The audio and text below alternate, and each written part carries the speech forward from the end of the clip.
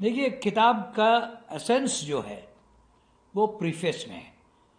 जो मैंने आपको बताया कि 2 साल से ये था मेरे मन में, मगर बीमार पड़ गया था। मगर जो पिछले 3-4 महीने में मैंने जो प्रीफेस लिखा है उसमें मैंने एक ही चीज़ पे फोकस किया है कि प्रियम्बल ऑफ द कॉन्स्टिट्यूशन जो है उसमें आखिरी लाइन है फ्रेटर्निटी की। फ्रेटर्निटी का मतलब ये भाईचारा। डॉक्टर अंबेडकर ने और कुछ और लोगों ने कॉन्स्टिट्यूंट असेंबली में इस पर काफ़ी अपनी राय दी, मगर उसको कोई प्रैक्टिकल शेप नहीं दे पाया। इसलिए कि आपने जस्टिस लिखा है कि भाई ठीक है, जस्टिस होना चाहिए, उसका इंस्ट्रूमेंट आपके पास है। इक्वालिटी होना चाहिए, वो भी इंस्ट्रूमेंट है हमारे दस्तूर में। जस्टिस के फ्रेटर्निटी के लिए कोई ऐसा इंस्ट्रूमेंट नहीं था, और न किसी सरकार ने उस वक्त से अब तक फ्रेटर्निटी पे सोच बूझ के कोई ढांचा बनाया हो जिससे कि नागरिकों के साथ ये सेंटिमेंट बढ़ाया जाए, बच्चों से स्टार्ट करके स्कूल से। और बगैर फ्रेटर्निटी के समाज में वो नई चीज़ें नहीं आ सकती हैं जिसके लिए हमारा संविधान बना था। आपको लगता है कुछ चीजें मिस हो रही हैं इस वक्त और मौजूदा सरकार के अंदर, या इससे पहले से ये चीजें? नहीं, मौजूदा सरकार से मेरा कोई वो नहीं है। मैं आपको बता रहा हूँ, we have been missing for a long time. Fraternity क्या मतलब है? Bye bye. Every Indian, whether is a Kashmiri और a Tamilian, is a brother और सिस्टर। वो चीज़ हमने कभी कल्टीवेट नहीं की। तो हमने डिफरेंसेस कल्टीवेट किए कि भाई ये बंगाली है, ये महाराष्ट्रियन है, ये यहाँ का है, ये वहाँ का है, मगर कॉमननेस जो है उसको हमने कल्टीवेट नहीं किया। और अगर आप कल्टीवेट नहीं करेंगे तो फिर चीज़ें खराब होती हैं। हर पौधे में पानी डालना होता है, कभी कभी खाद डालनी होती है। अगर आप पानी नहीं डालेंगे पौधा सूख जाएगा। तो हमारे समाज में जो हुआ है वो यही हुआ है। The plant of fraternity is slowly but surely withering away. That is not a good thing. आप कह रहे हैं कि भाई भाई जो है, आप यानी मौजूदा जो लोगों के अंदर जो एक नफरत बन रही है उसका जिक्र करते हुए आप इस बात को भी कह रहे हैं? क्योंकि नहीं, हमने मैं मौजूदा उस पर नहीं कमेंट कर रहा हूँ। हाँ, देखिए, जिस पद पे मैं था 10 साल तक, I was a referee in a hockey match. आपने हॉकी खेली है? No no, not. नहीं खेली। पर 11 इधर 11 उधर, उनके बीच में एक रेफरी जिसके हाथ में एक शीशी होती है, एक विसल होती है, और उसके जेब में एक रूल बुक होती है। वो खेल देखता है, बहुत करीब से देखता है। वो फील्ड में है, बाहर स्पेक्टेटर नहीं है, और ये देखता है कि रूल के मुताबिक खेल हो रहा है या नहीं हो रहा है। और अगर कहीं रूल के खिलाफ हो रहा है तो सिटी पे जाता है। तो जब उस पद में आप रह चुके हैं तो फिर रोज़ की चीज़ें जो आप भी पढ़ते हैं, मैं भी पढ़ता हूँ, उस पर कमेंट करना ठीक नहीं होता है। सर, दो चीज़ें मैं आपसे पूछूंगा, क्योंकि आप भाई भाई की बात कर रहे हैं। आप अपनी बुक के अंदर जो लिखा है, पिछले कुछ सालों से या पहले से ये चीज़ें होती आई हैं कि जो इंसिडेंट सामने आते हैं कि किसी की शॉप पर अटैक कर दिया नाम देखकर, या अभी रिसेंटली उत्तराखंड से एक इन्फॉर्मेशन न्यूज़ सामने आई थी दीपक के नाम से, जो क्या आपको लगता है कि ये बहुत ही कंसर्निंग है? और एक और चीज़, क्या इससे बड़ा जो आगे जो पॉलिटिकल पार्टी जो कर रही हैं, हिंदी इम्पोजिशन कर रही हैं, जातिवाद कर रही हैं कि आप ओबीसी हैं, पिछड़े हैं, स्वर्ण हैं, वो ज़्यादा कंसर्निंग है? आपको क्या इसमें ज़्यादा थ्रेट क्या है? इस तस्वीर के बहुत से रुख हैं। जातिवाद एक चीज़ है, लैंग्वेज है दूसरी चीज़ है, और जो ये इंसिडेंट का आप जिक्र कर रहे हैं उत्तराखंड में, ये अलग अलग नहीं है। इस सब एक चीज का नतीजा है कि भाईचारा जो है वो नहीं हो रहा, कम होता जा रहा है। देखिए हमारे देश में आप कहाँ से शुरू करेंगे? लद्दाख से शुरू करेंगे और कन्याकुमारी तक जाएंगे। कॉमननेस क्या है? ना उनकी भाषा एक है, ना उनका रहने सहने का तरीका एक है, ना उनका खाना पीने का कोई चीज़ है, मगर दोनों में एक चीज़ उनको जोड़ती है कि सब देशवासी से they are fellow citizens in this country and that is what holds us together. तो उस चीज़ को, उस पौधे को अगर आप नर्चर नहीं करेंगे तो पौधा मुरझाने लगता है। इस वक्त जो आप अखबारों में पढ़ते हैं कि फलां जगह लैंग्वेज पे झगड़ा हो गया, फलां जगह किसी और चीज़ पे झगड़ा हो गया, किसी के धर्म पे झगड़ा हो गया, लेकिन हमारे समाज में क्या है आप भी जानते हैं, मैं भी जानता हूँ। मेरी दुकान यहाँ है, साथ की दुकान कोई और है, कोई तीसरी दुकान। अगर मुझे एक इंजीनियर, अरे नॉट उसकी ज़रूरत है मिस्त्री की, तो मैं मिस्त्री की तलाश में जब निकलता हूँ पूछता हूँ कि भाई अच्छा मिस्त्री कौन है। ये तो नहीं पूछता हूँ कि उसका धर्म क्या है। ये सवाल ना आपने कभी पूछा ना मैंने कभी पूछा। तो ये तफरीक करना, डिफरेंसेस तलाश करना या इम्पोज करना, that is not a good thing. Who is responsible, sir? We are all responsible, each one of us. I can't hold anybody responsible. आपको लगता है कि इसमें गवर्नमेंट का कोई रोल है या कुछ बेहतर? देखिए एटमॉस्फेयर क्रिएशन में सबका रोल होता है। सोसाइटी में जो एटमॉस्फेयर है उसके क्रिएशन में सबका रोल है। बड़ा नेता है उसका बड़ा रोल है, छोटा नेता है छोटा रोल है। मगर ये सिचुएशन डेवलप क्यों हो रही है ये सोचने की बात है। क्यों हो रही है सर? आप यही बात है ना, फ्रेटर्निटी की फीलिंग जाती रही है, भाईचारा जाता रहा है। ये मेरा भाई है, ये मेरी बहन है, अगर वो फीलिंग जाती रही तो मैं उसको हमदर्दी से नहीं देखूंगा। आपको लगता है फ्यूचर में सिचुएशन और वर्स्ट होंगी या इसको कंट्रोल किया जा सकता है? देखिए कंट्रोल तो हमेशा हर बीमारी का कंट्रोल होता है, मगर अगर आप उसको नहीं देखभाल करेंगे तो बीमारी छोटी बीमारी से बड़ी बीमारी हो जाती है। सर आपका रिसेंट में एक स्टेटमेंट काफ़ी वायरल हुआ, महमूद गजनवी को लेकर आपने अपनी बात रखी। आपने जिक्र किया भारतीय लुटेरा होने, क्यों आपको ऐसा लगा? और क्योंकि आपकी उस स्टेटमेंट से जो करंट पॉलिटिकल रूलिंग पार्टी है उसने काफ़ी आपको क्रिटिसाइज किया। देखिए करंट पॉलिटिकल पार्टी हो या कोई और पार्टी हो, उसको तो ये हक है कि कहे जो चाहे उसके मन में है। मैंने जो बात कही थी वो सिंपल चीज़ थी, थोड़ा बहुत इतिहास मैंने भी पढ़ा है। जिसने ये बात हो रही है क्या महमूद गजनी की है? उसकी हुकूमत लाहौर से भी नीचे करनाल की तरफ आती थी। तो वो कहीं और का बादशाह हो या ना हो, उसकी हुकूमत लाहौर पे तो थी। हिंदुस्तान अगर आप मैप देखिए जो आपको गूगल पे मिल जाएगा तो वो नीचे तक आते हैं।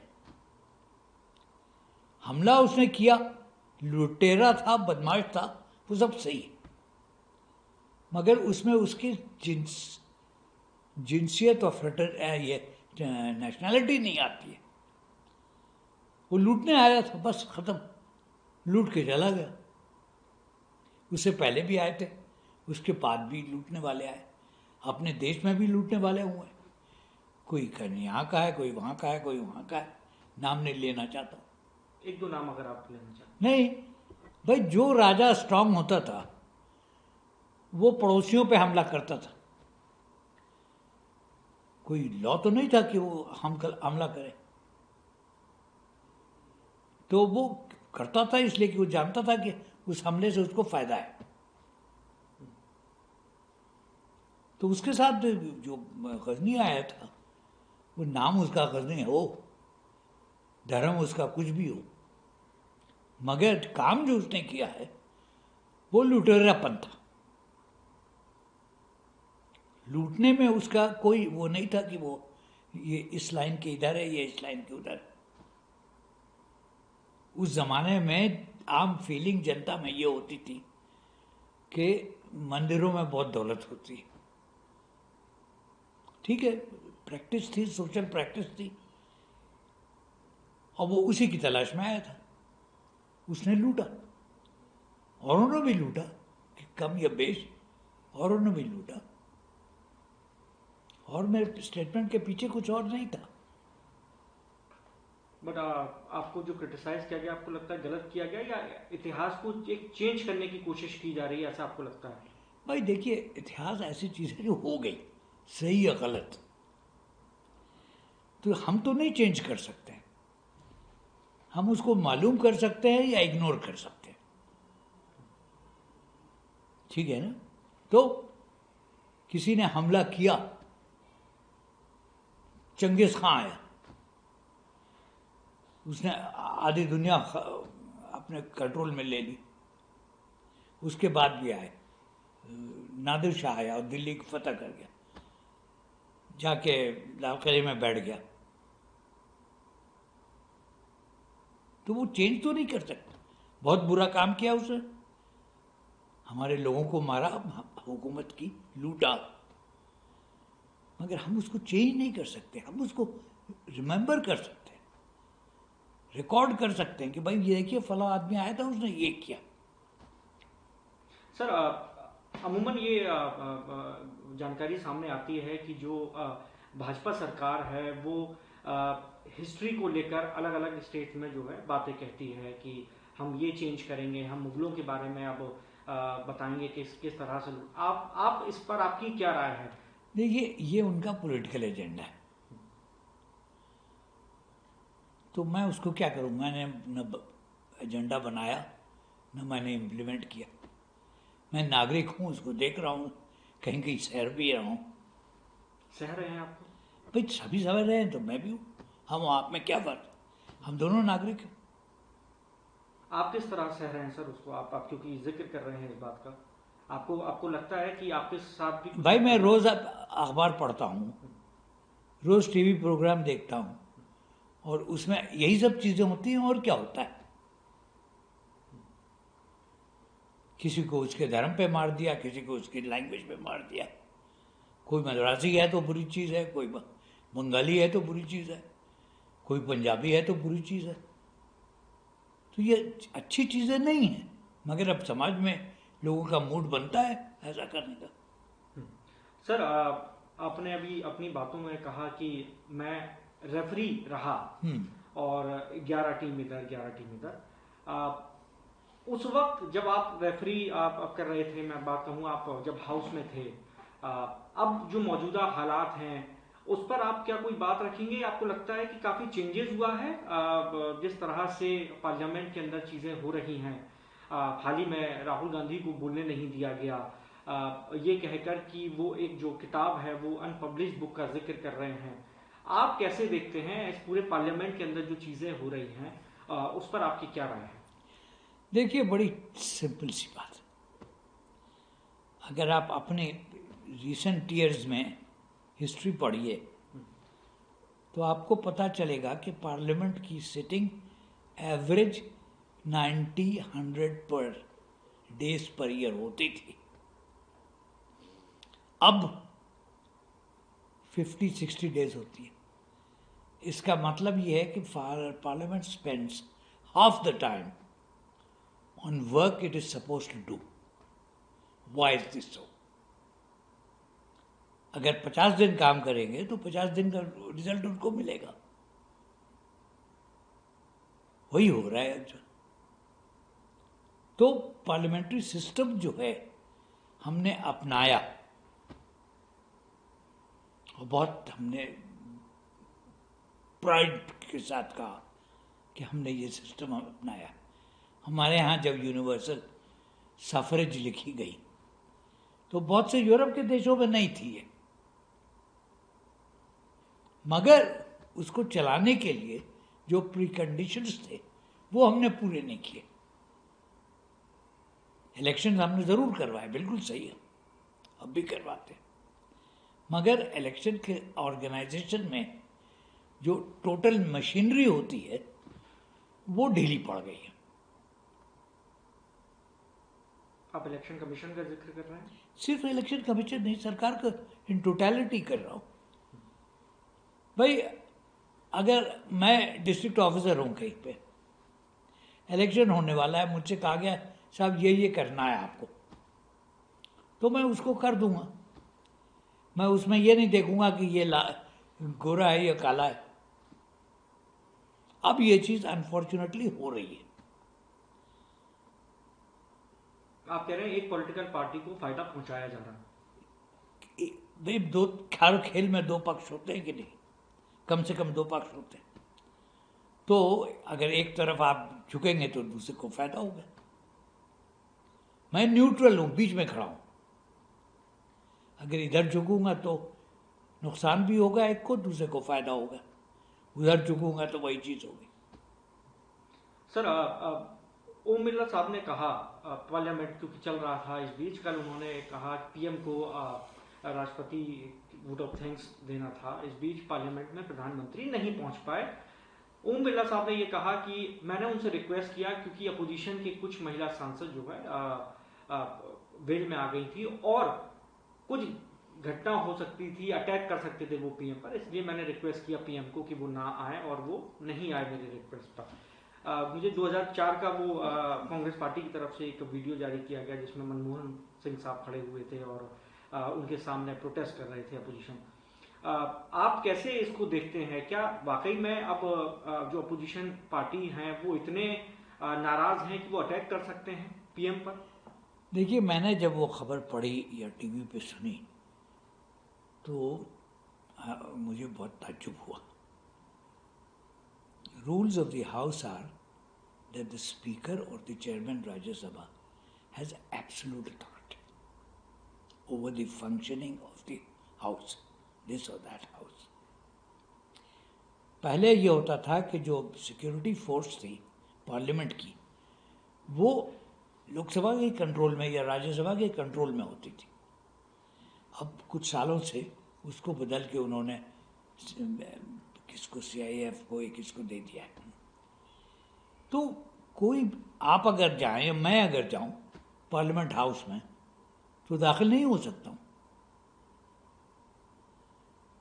नहीं जा सकता हूं। किसी ने मुझसे पूछा आपने नया पार्लियामेंट देखा है? मैंने कहा भाई पास अंदर जाने का कोई कार्ड ही नहीं है, मैं कैसे देखूं? तो स्पीकर साहब का जो भी फैसला रहा हो, मुझे नहीं मालूम, तो अखबार में जो लिखा है उसमें कि कोई इतना पावरफुल हो जाएगा कि स्पीकर को दबा देगा, ये बात मेरी समझ में नहीं आई।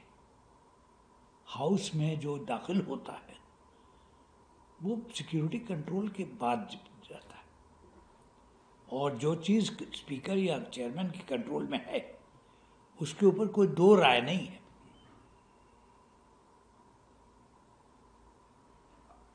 सर आपको लगता है कि क्योंकि अमूमन ये देखा गया कि अपोजिशन पार्टी स्पीकर साहब, जैसे राहुल गांधी ने कहा कि आप ही बता दीजिए मैं क्या बोलूं, स्पीकर साहब से कहा, आपको लगता है कि पक्षपात है पार्लियामेंट के अंदर भी?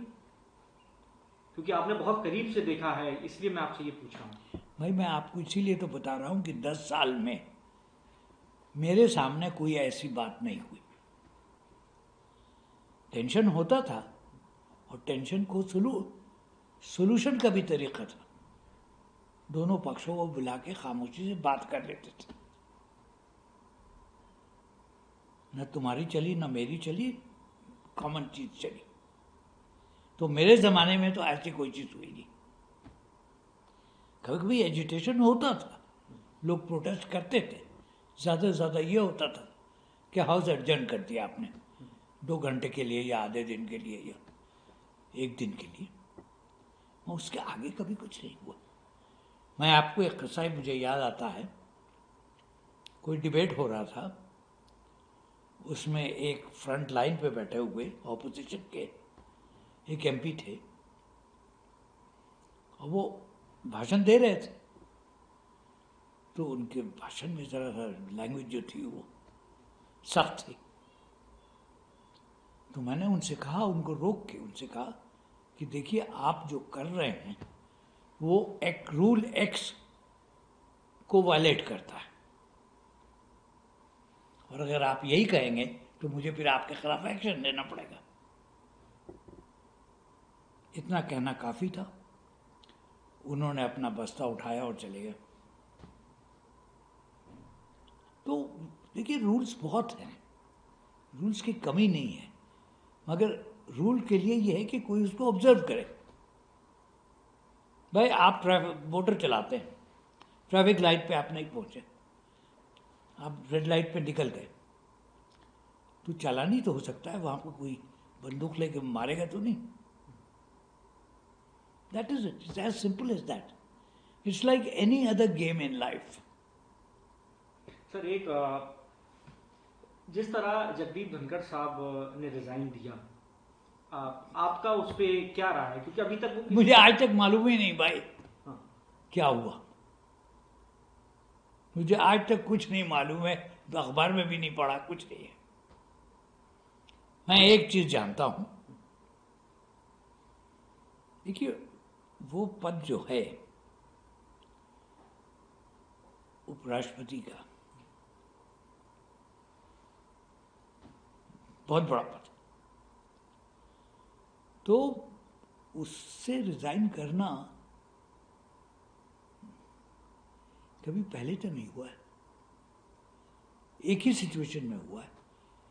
अगर कोई वाइस प्रेसिडेंट प्रेसिडेंट बन जाता है तो वो रिजाइन करके वो दूसरे उसमें चला जाता है।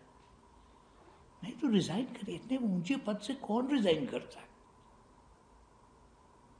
तो क्या हुआ, कहानी क्या है, मुझे नहीं मालूम। आपको लगता है कि वो इस वक्त नजरबंद है या उनके ऊपर कोई दबाव है? दबाव उन पर कुछ नहीं, उनका रिजाइन कर दिया, चले गए।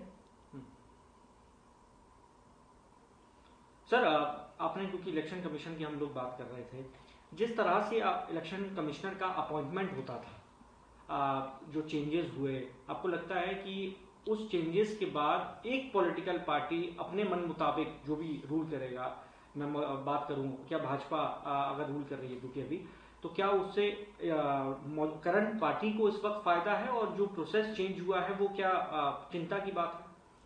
देखिए, प्रोसेस क्या चेंज हुआ है मुझे नहीं मालूम। मैं एक चीज़ जानता हूँ, वो बहुत सालों पहले एक इलेक्शन कमिश्नर होता था, उसका नाम था टी.एन. शेषन। जानते हैं अपना? लोग कांपते थे उनके सामने।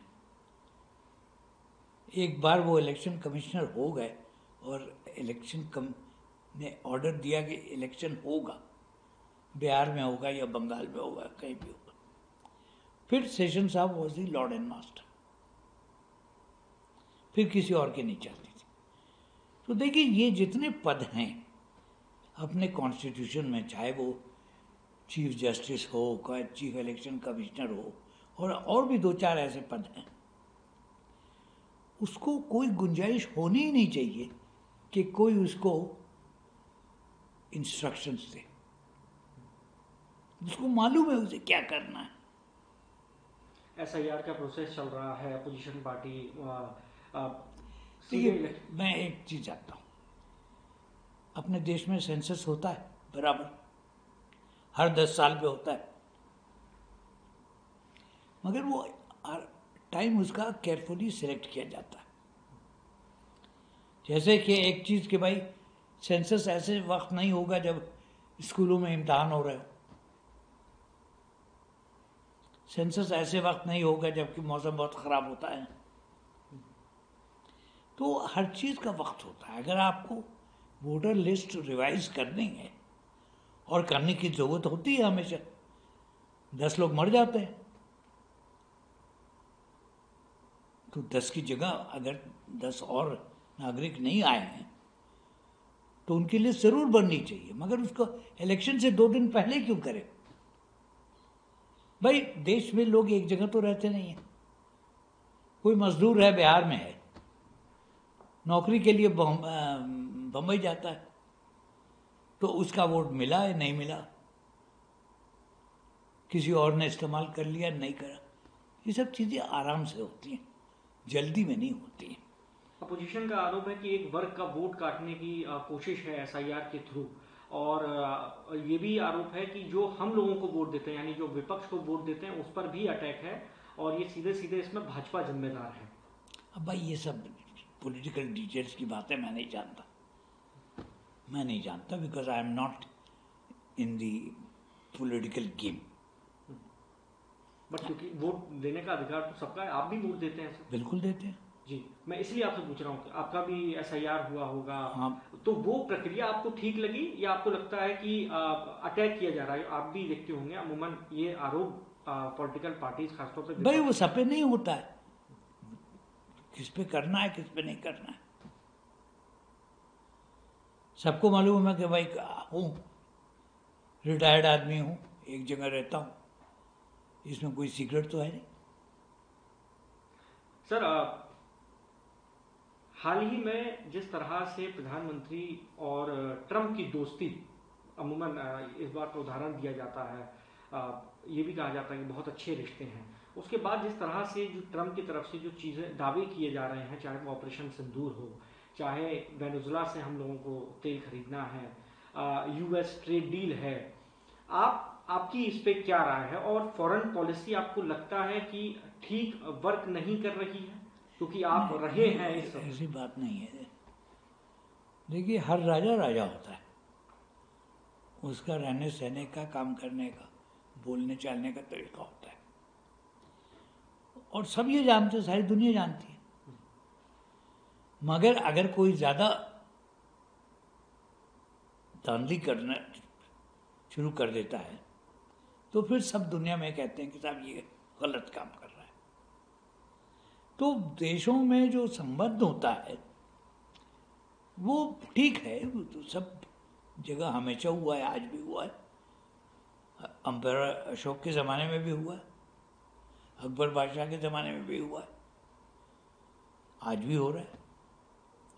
मगर जब दो देशों की बातचीत शुरू होती है तो वो तराजू को नाप तोल के देखते हैं कि हमारे पास कितना वजन है, कितना वजन नहीं है, उस हिसाब से करते हैं। ठीक है, मान लिया कि अमेरिका बड़ा देश है, ताकत बहुत है, सब कुछ है, तो बहुत सी चीज़ें अमेरिका कराना चाहेगा, बहुत सी चीज़ें हैं जो कि हम सहमत होंगे, मगर बहुत सी चीज़ पे हम सहमत नहीं हैं। तो ये तो चलता रहता है, शतरंज का खेल है, 2 चाल आप खेलिए, 2 चाल मैं खेलूंगा, जिसकी चाल ज़्यादा पक्की है वो जीत जाएगा। आप लेकिन अभी भी अपनी राय सर नहीं रख रहे हैं कि ये जो ट्रेड डील हुई है, भैया मुझे डिटेल आज तक नहीं मालूम है। उन्होंने कहा है मंत्री जी ने कि बहुत जल्दी नया एग्रीमेंट जो है वो पब्लिक हो जाएगा, तो हो जाने दीजिए, फिर देखा जाएगा। बार बार ऑपरेशन सिंदूर पर ट्रंप का जो क्लेम है, भाई आप उनको उनकी जबान बंद नहीं कर सकते। वो कहते हैं उन्होंने किया है, हम कहते हैं नहीं किया, तो किसकी बात मानी जाए? हमारे साथ किया उन्होंने, नहीं किया, उन्होंने दूसरे पक्ष के साथ क्या किया वो जाने, दूसरा पक्ष, हमने नहीं किया। अपोजिशन पार्टी कहती है कि पीएम क्यों नहीं इस बात को कहते हैं कि करीबन 60 से 70 बार वो एक ही बात कह चुके हैं, और ट्रंप ही हर बार घोषणा क्यों करता है किसी चीज की? हमारी सरकार हम लोगों को जानकारी पहले क्यों नहीं देती? देखिए सरकार कितनी जानकारी देगी या कितनी नहीं देगी, ये हर सरकार का अपना अंग होता है। ट्रंप डींग मारते हैं तो उनको डींग मारने दीजिए, हम उसको क्या, हम उनकी जबान नहीं बंद कर सकते।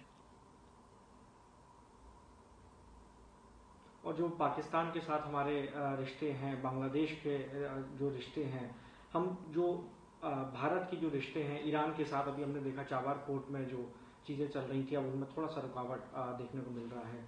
आप कैसे, जो आप तो एम्बेसडर रहे हैं ईरान के, भारत का क्या स्टैंड होना चाहिए सर, जब हम दूसरों से जब रिश्ते अब देखते हैं, खासतौर पर बांग्लादेश, पाकिस्तान, हम लोग, क्या आपको लगता है कि स्टैंड नहीं ले पा रहे हैं, या जो स्टैंड ले रहे हैं वो हम लोगों के लिए बहुत मजबूत स्टैंड है? देखिए, बड़ी सिंपल सी बात है। बांग्लादेश हो या पाकिस्तान हो या श्रीलंका हो या नेपाल हो, ये हमारे पड़ोसी देश हैं। इनके साथ हमारी बाउंड्री मिलती है, और वो तमाम चीज़ें जो हम करते हैं वही किसी न किसी को, हमारे खाने और उनके खाने में ज़्यादा फर्क नहीं होगा। बंगाली इधर हो या उधर हो, खाना उसका एक ही तरह होगा। पंजाब में इधर हो या उधर हो, एक ही तरह होगा। तो ये सब चीज़ें तो देशों में होती है, और पड़ोसियों के साथ एक ही तरीका होता है, या मिल के रहिए या लड़ के रहिए, कोई तीसरा रास्ता नहीं है।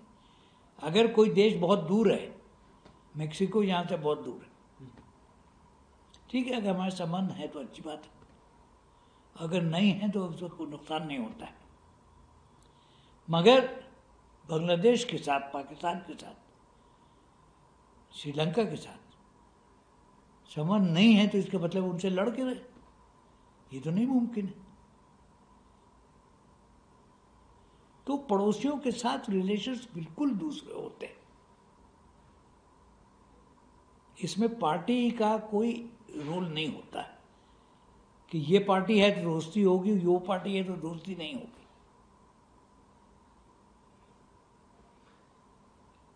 बांग्लादेश से ये जानकारी आती है कि माइनॉरिटीज पर वहां अटैक किया जाता है, यहाँ सरकार से सवाल पूछा जाता है, सरकार बांग्लादेश पर हमला बोलती है। आप यहाँ अमूमन आरोप लगता है सरकार पर कि इस देश में माइनॉरिटीज पर यहाँ हमला हो रहा है। अपोजिशन कहती है कि जब यहाँ हो रहा है तो वहाँ भी उसी तरीके से हो रहा है, कोई प्रधानमंत्री को स्टैंड लेना चाहिए इसको लेकर। देखिए, माइनॉरिटी और मेजॉरिटी जो है ये एक अजूबा चीज़ नहीं है। हर देश में मेजॉरिटी माइनॉरिटी होती है।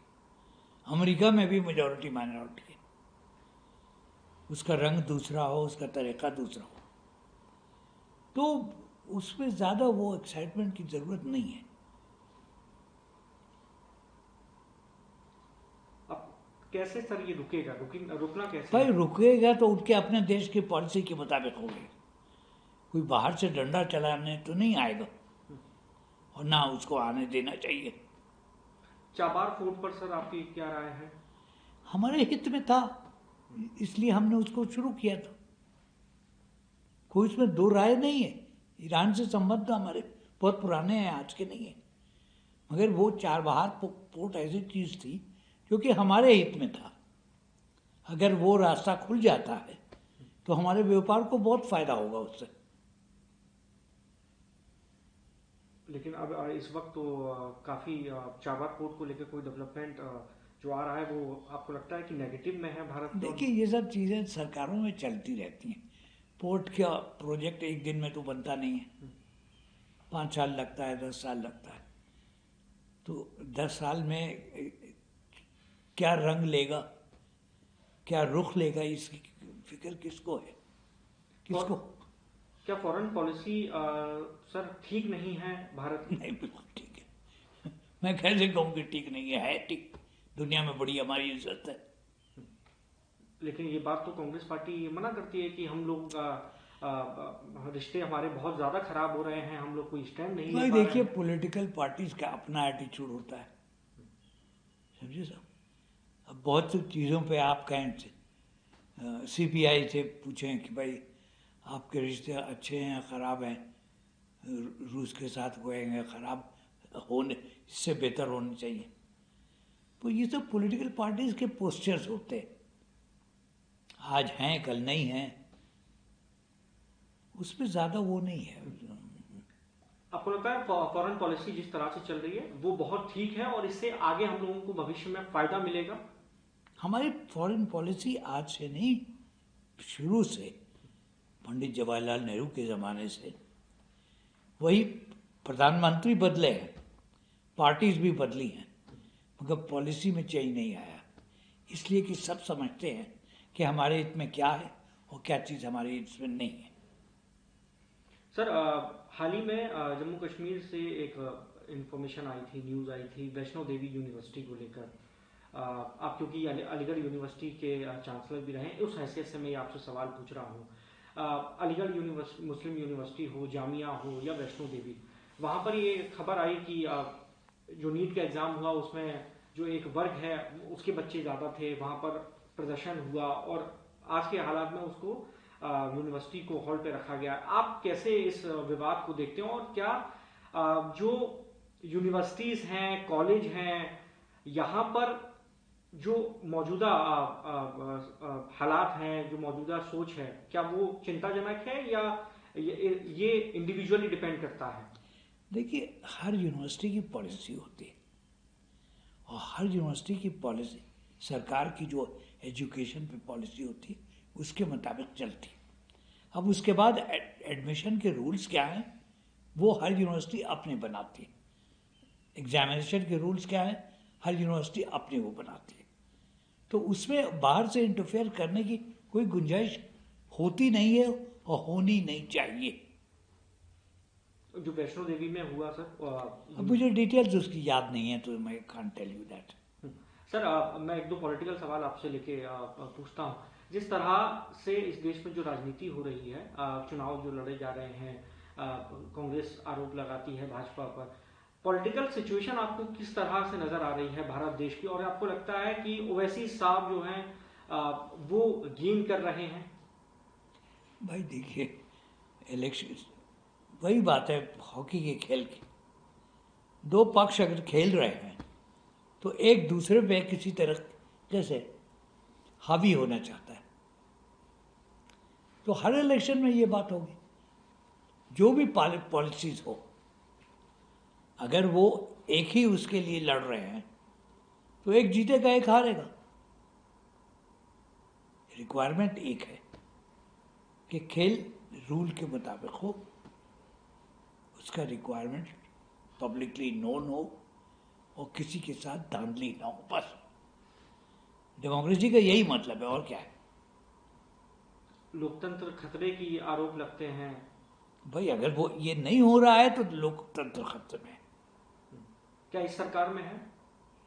ये कहना बहुत मुश्किल है कि इस सरकार में है या नहीं। अरे भाई इतना बड़ा देश है, इतनी सरकारें हैं, आप देख लीजिए हर जगह का रिकॉर्ड अपना।